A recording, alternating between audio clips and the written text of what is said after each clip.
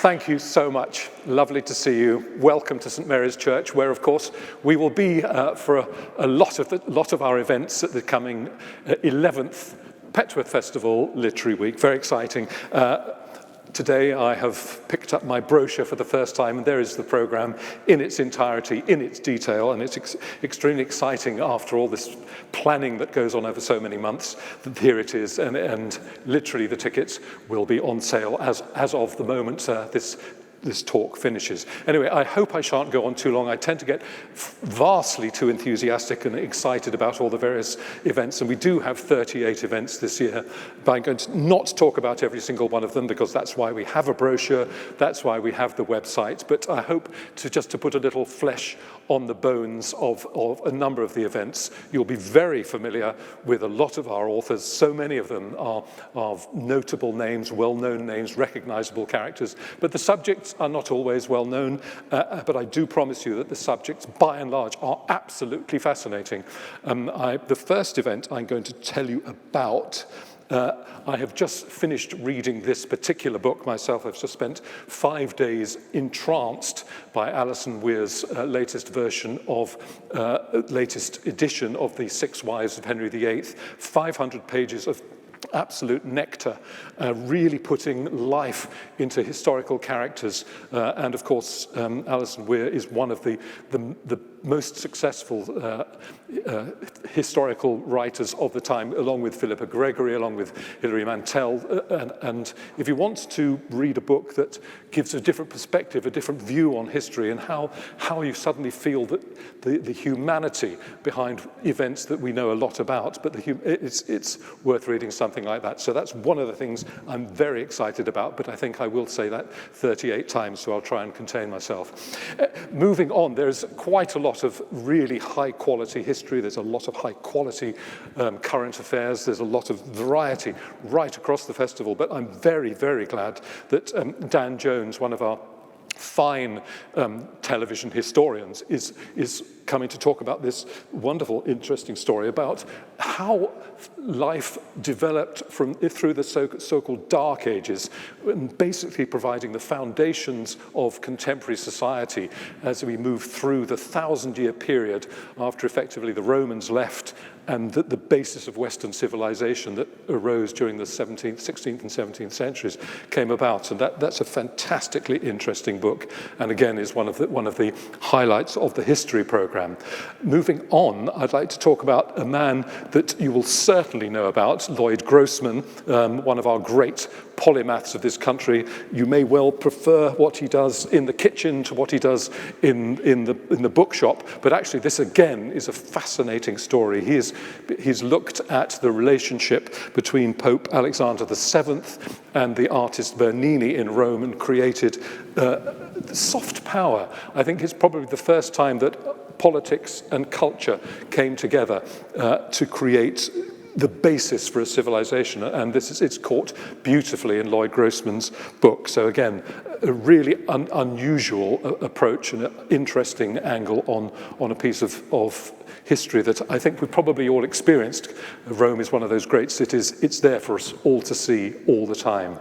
Moving on, a completely different story, that of a World War II story, and Army Girls, again, another very well-known figure from the world of television, Tessa Dunlop.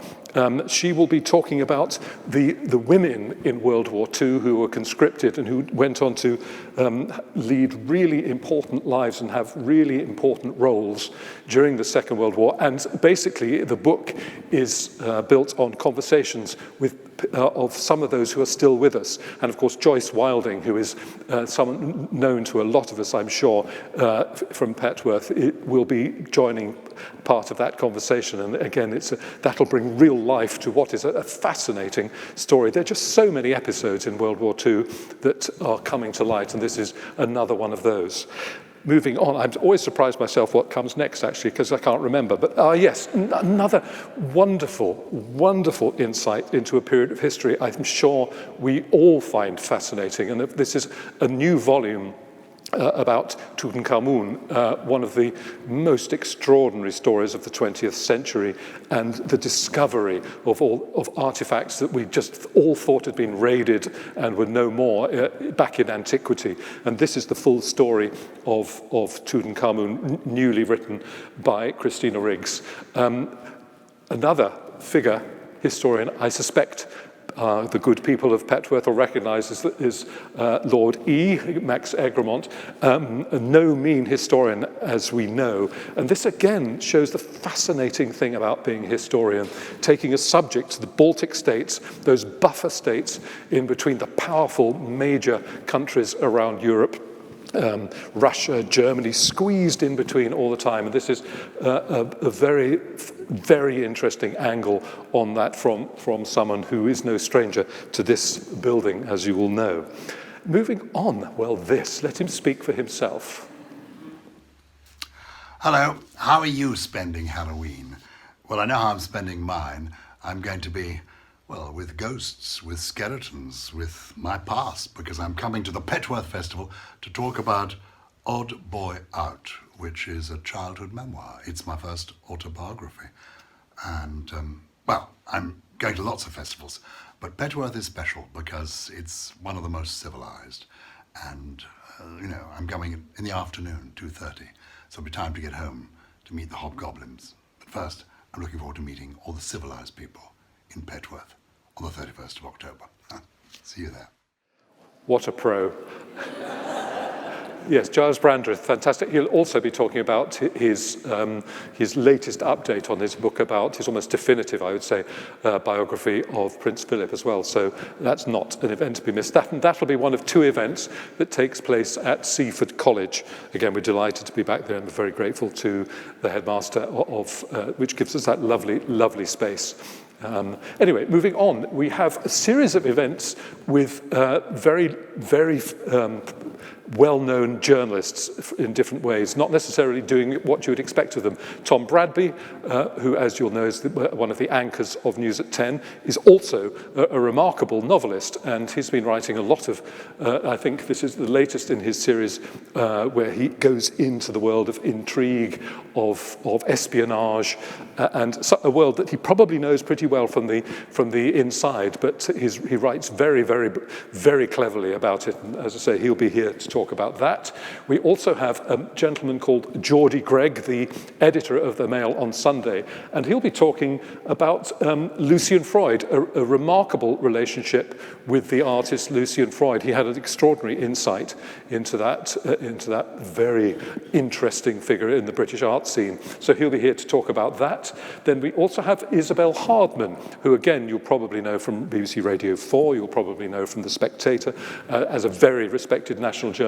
Her book is called The Natural Health Service, which is not one of her political books. I think one of her most recent books was all about the reason we get the politicians we deserve. And I'm afraid we probably all know too much about that. But this is where that she talks about the importance to her as someone who suffered from serious mental health issues. We probably don't realize, but in 2015, she sort of effectively disappeared for a while. And that was because of the kind of mental health issues that were very, very debilitating. But she has found in exercise, in nature, in the great outdoors, a way to cope, a way to respond to these kind of pressures. And again, it's a really beautifully written book by someone who, again, will certainly stand on the stage and make herself extremely clear, because obviously there's nothing better than the journalists standing, they know what they're doing, they like addressing the public, and she will be very welcome. As, of course, will Jeremy Vine.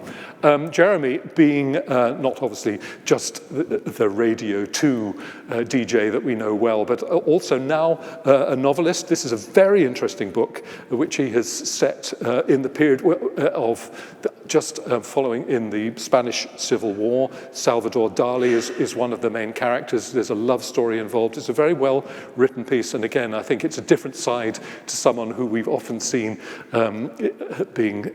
taking the rise out of. He is one of those people that impressionists love to make a joke about, but is in fact a very serious and good writer. So he'll be very welcome back in Petworth. Of course, we have had him here before. Moving on. Now, this, again, a wonderful biographical piece. Hugo Vickers, a wonderful biographer, writing about Cecil Beaton. Very interesting character in history. I won't tell you more, I'm sure you know.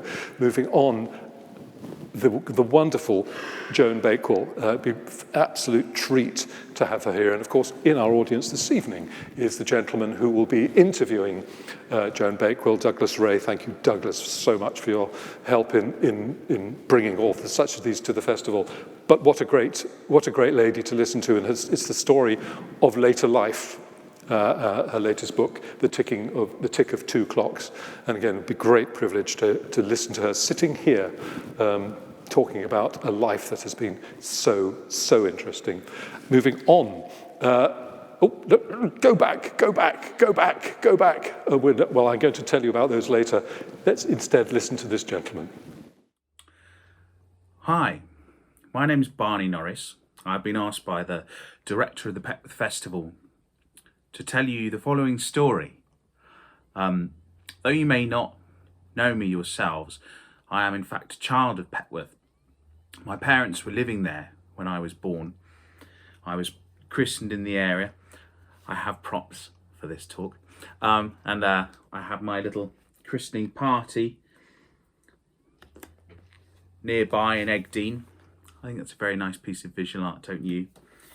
I was my parents' first child. Here I am, probably on Blackdown, up the road, dressed as Paddington Bear, lovely. And when I was young, I was very into drawing. I used to get paint out and scribble all over everything, make the strangest shapes.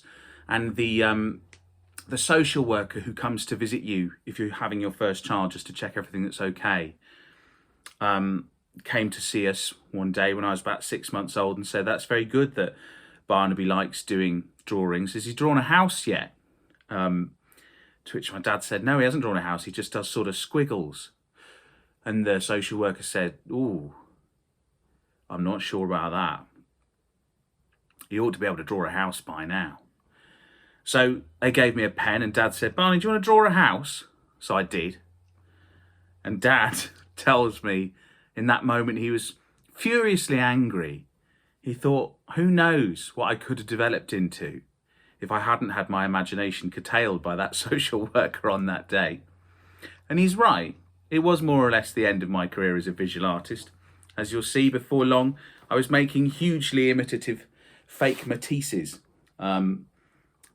It's not even a very good fake Matisse.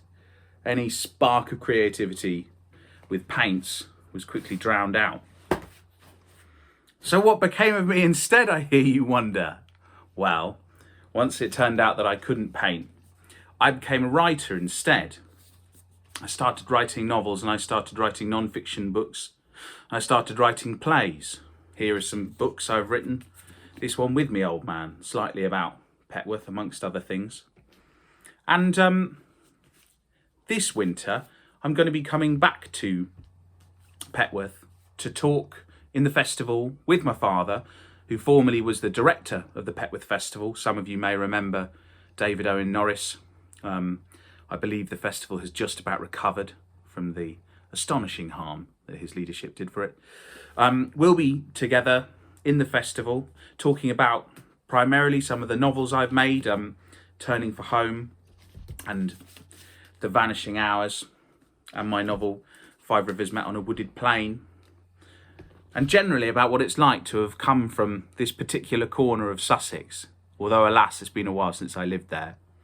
I was asked to talk for 45 seconds about this, and I'm in the 4th minute now.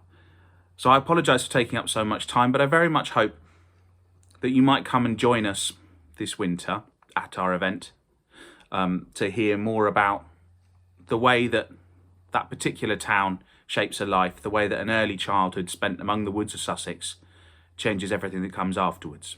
See you there. Brilliant, the lovely Barney Norris.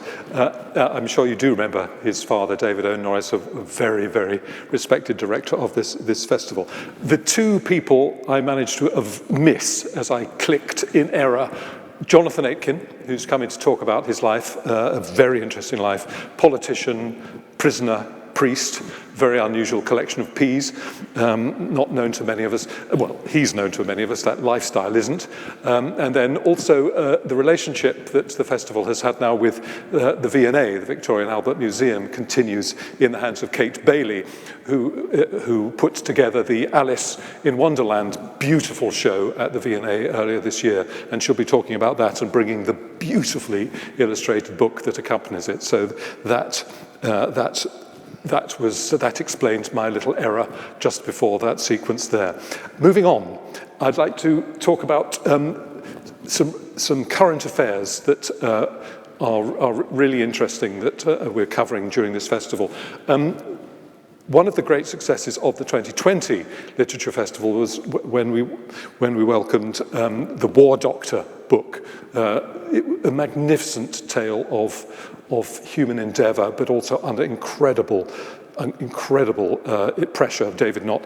And he talked about Hamish de Bretton-Gordon, who of course is the Army's great expert on chemical warfare, and the person who's gone into the war zones and has been able to identify what has been done, whether it's been in Syria or elsewhere, or indeed in Salisbury, where he was the expert called in to identify that in fact it was a Novichok event, and also to be able to identify that it was definitely from Russia. A remarkable story, someone who's put himself in the line of danger so repeatedly, and again, an extraordinary tale, individual human tale, which the kind of thing that's a privilege to actually sit in the same room as that kind of person.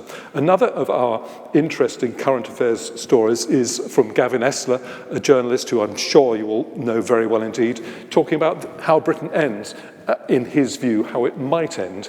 In other words, will the Union be sustainable because of all the political pressures on at the moment? And his thesis is a really interesting one.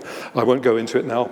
Come to the event, possibly buy the book, or see it streamed. And just for this moment, I will just remind you again that events will be streamed for 3 weeks after the festival completes, so that even though there are 38 events, we don't expect you to see them all in the week itself. We probably don't expect you to see more than a dozen, but at least all of them will be, or barring just a few, will be available online during the period after the festival. And I would like to think extremely reasonable prices, though, that if you want to see one event, it will be just £5, but the entire festival will become available for £45. So that's the 38 events.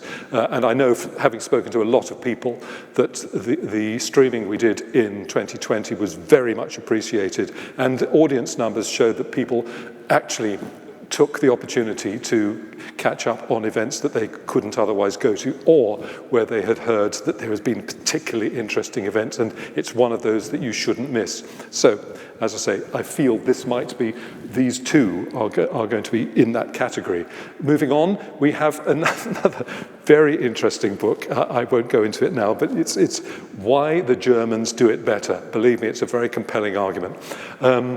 Then another really important debate from our time, it's the Black Lives Matter. It's very important we address it. It's a difficult issue, but Shola Mos-Shogbamimu has written a very interesting book. She'll be interviewed by Malia Abidi, who is a fellow author, also working in the area of minorities and of the power of individual women from to us, minority populations. And that, again, it's a really important debate, and I'm very glad that we will be hosting it here. Now, moving on, I think one of the joys of this part of the world, of course, is the natural world. I've already talked about how Isabel Hardman will be referring to the importance of the natural world. This is a book by someone who we've seen before, Tristan Gooley, The Secret World of Weather. It's a world that we know is changing, but he sees it from the insider, what to look for, how we experience it, and the subtleties that we don't necessarily get when we see the daily news bulletins or the daily weather bulletins. And also another really unbelievable story by Roger Morgan Grenville of the Tern, this shearwater. It's about a bird, a single species of bird that is utterly remarkable. And again, just to read 300 odd pages about the life of this extraordinary species of bird is an insight that you probably didn't know you wanted, but once you've read it, it's just remarkable. And that's the problem with the literary festival, isn't it? You keep buying books that you didn't think you wanted. And of course, our Petworth bookshop will be here to offer you just that service this year. Moving on, aha. Hi there, I'm Lauren Cochran, Senior Fashion Writer of The Guardian and author of The 10, The Stories Behind the Fashion Classics. I will be talking to you about my book on the 2nd of November at the Petworth Festival, and we'll be discussing how your jeans aren't just something that you wear every day, they were actually originally worn by miners, how white t-shirts were worn by James Dean and other rebels in the 50s, how stilettos aren't as feminine as they seem, and more besides. So that's the 2nd of November at the Petworth Festival. See you then. Very good.